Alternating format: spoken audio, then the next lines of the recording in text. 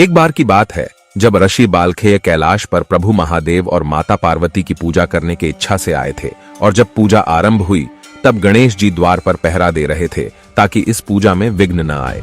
तभी प्रभु परशुराम महादेव से मिलने के लिए कैलाश आए।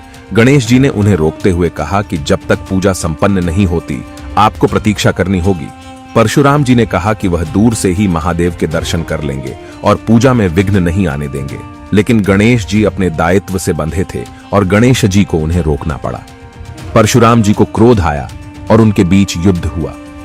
युद्ध काफी समय तक चला, लेकिन अंत में प्रभु परशुराम ने गणेश जी पर अपने परशु से प्रहार किया।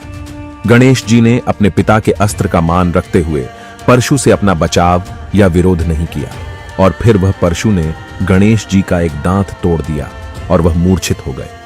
प्रभु परशुराम को आभास हुआ कि उनसे गलती हुई है और उन्हें बाल गणेश पर परशु का प्रहार नहीं करना चाहिए था। तभी माता पार्वती और महादेव की पूजा संपन्न हुई और उन्होंने बाहर आकर यह दृश्य देखा।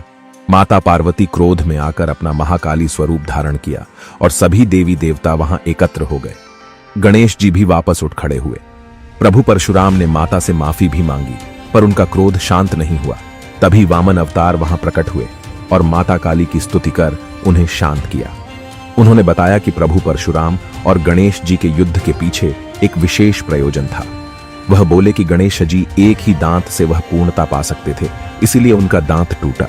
एक दंत होकर गणेश संसार को अपने विशेषता का संदेश देंगे। उनके इस रूप से संसार को पता चलेगा कि परमेश्वर एक ही है। इसके लिए परशुराम जी से उत्तम और कौन हो सकता था। यह तो महागणपति की ही लीला है और आज से गणेश जी को एक और नाम मिलता है, एक दंत।